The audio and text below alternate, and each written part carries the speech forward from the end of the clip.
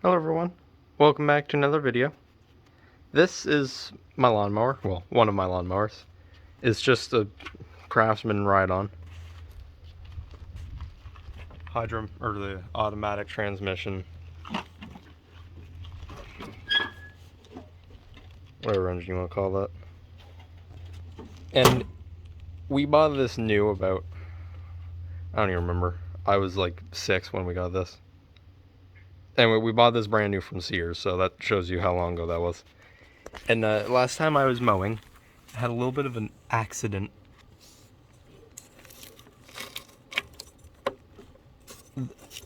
If you look at the metal down there, you can see it ripped right through. When I noticed this, it was like through the deck. So I pulled it out and didn't really come back around like I was hoping. And this is the stronger of the three lawnmowers. So I would like to have the deck working because it's also faster and has a gas tank that can actually mow the entire cemetery up there. I'm a cemetery caretaker, so I'd like to have it back. And to do that, I need to fix the deck because it just does not cut. Any sort of pressure or resistance you put on the blades, it just stops. So I want to see if I can weld it all back together, and to start off I have to take this out. So back when I get that done.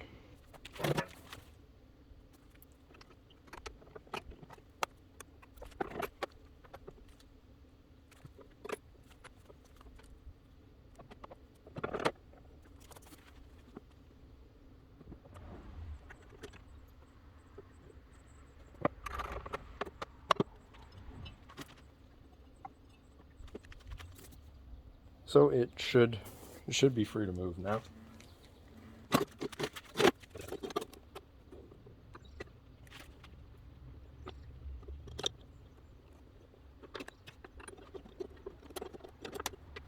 There. Don't forget how that went on, because I'm going to. Before I bring that into the garage, I'm gonna just give it a quick clean because I only got like half an hour done when I was mowing the cemetery, so there's a little bit of grass that I didn't blow out because the mower pretty well just stalled right after. So I'm just gonna blow that off and I'll be back. I got the deck all blown out and moved inside, and while I was cleaning it, I decided to just clean the other side too. Which it's a good thing I did, because that pile of junk right there, all that brown stuff, that all came out from under this. Most of it blew away, but it's looking all better than it did. And this is what I have to repair. I cleaned it with a wire brush, so I'm gonna have to weld maybe just one big plate will cover all of that. Because if not, I think just 2 bars going across would probably do it just fine as well. But there's a few other holes in this too. It's just that this one is the only one that's really causing problems. And there's also a dent here that I have to fix. So I'm going to think of a way to cover that. I'm thinking the plate, but I'll think of a way and I'll see if I actually have the metal to do that. So I'll be back when that's done. I found a good way to repair this. I'm just going to take 2 flat pieces of metal and do 2 strips across, because you can see, here's a better example, you can see where the bracket is. So I don't want to get like a whole bunch of just this thin metal in there. So just going to weld 2 brackets straight across here. So one down there, and this tiny one is going to go up here. And hopefully that should at least keep it good enough for like another year or 2 until I actually feel like buying a new one. This repair's out of pure laziness. I really don't feel like buying a new one. So now all I have left to do is clean that up just a little bit more and make sure it's ready to be welded, and then weld those 2 strips on. So back when I'm ready. It's the next day and I'm finally ready to weld. So I'm gonna get geared up and I'll start.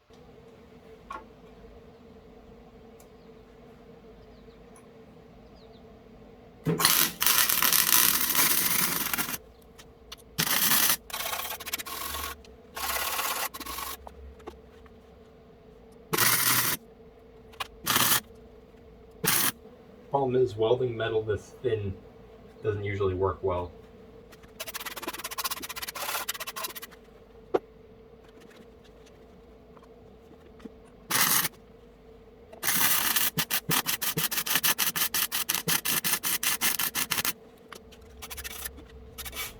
Okay, so I gotta build up. Still kind of learning how to weld. I'm self-taught in everything I do. Everything is a learning experience.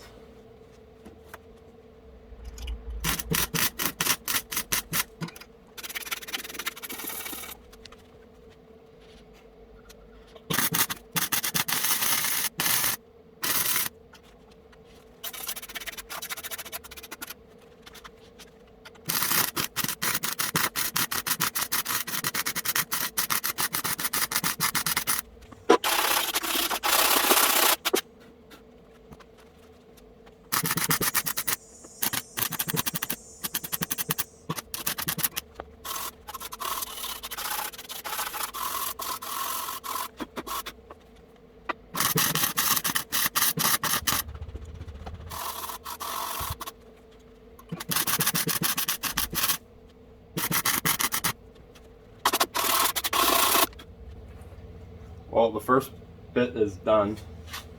It's doesn't look the greatest. I would not trust my life with it. But you can only get so far when you are welding what is essentially just rust. So, as long as it lasts another year, I'm happy. Now with the bottom one.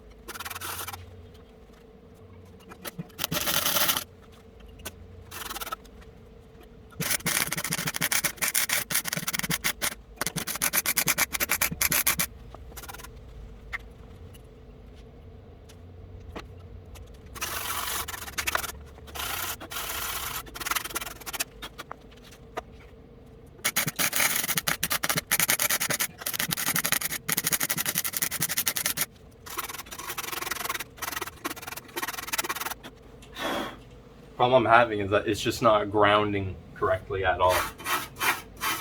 Because the second some flux is laid down, it just doesn't go through.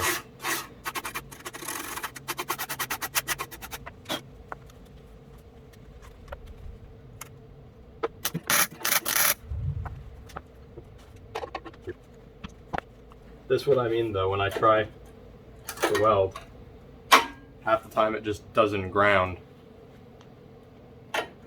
So I have to end up snipping some wire off the end of the gun just because it doesn't weld correctly and it just keeps coming out.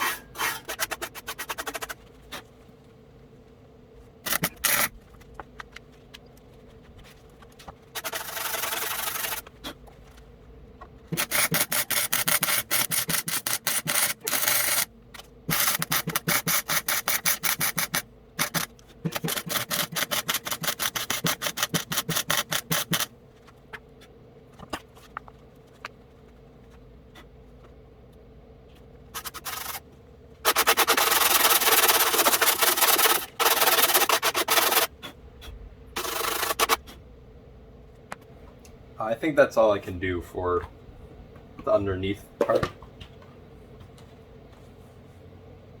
It's not good by any means.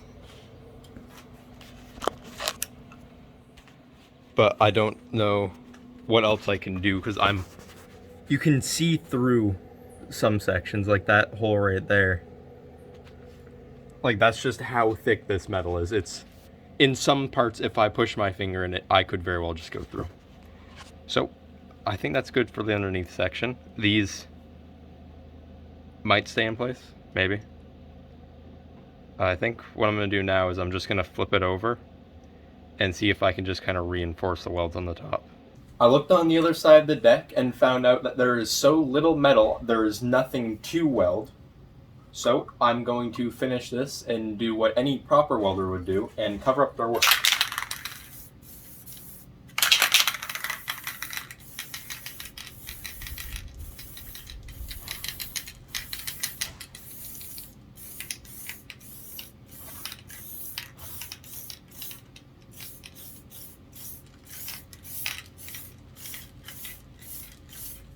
Can't have that rust in there.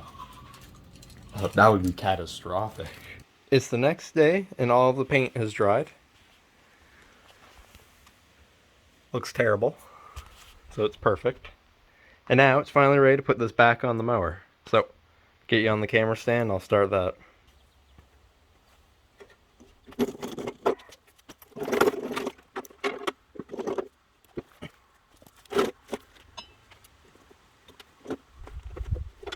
It's a good thing that I don't remember where a single linkage goes.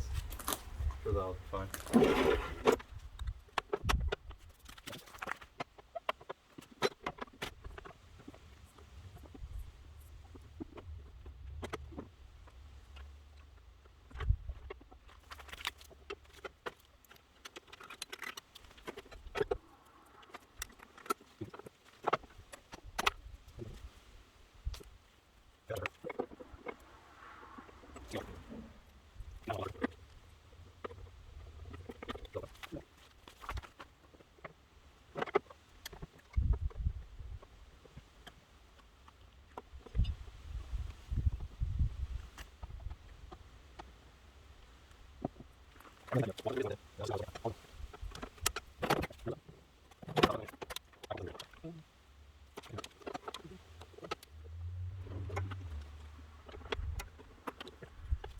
That should be everything.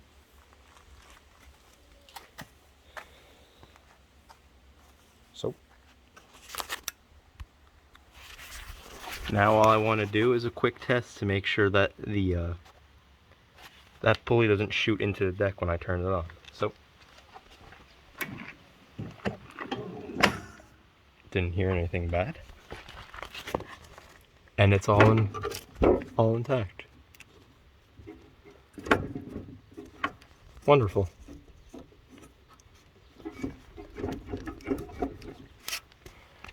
Shakes a little bit, but I don't know why it broke in the first place, so. Now all I have left to do is start it up and see if it will actually cut grass, or if it'll just break again. So, put you on the stand, I'll start that up.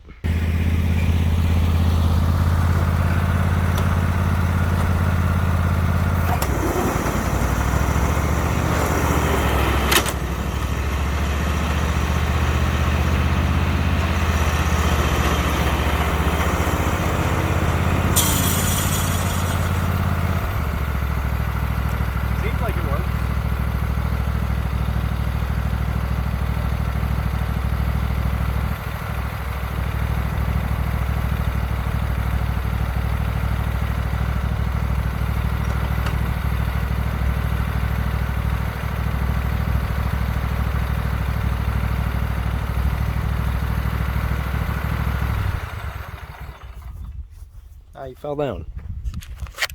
You weren't even looking at me. Anyway, it seems like it works. It actually cut the grass. It made one sound, which I assume was something falling off. But whatever fell off, it was not my welds. So that's a win in my book.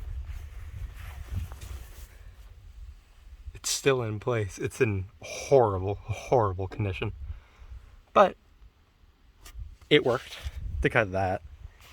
And off camera, I also decided to just kind of fiddle with the engine a little bit, because I don't know if I said this earlier or not, but someone screwed with this a while ago, and it would idle normally for about 30 seconds, and then it would just rev up to like 1500, and it would not idle below that.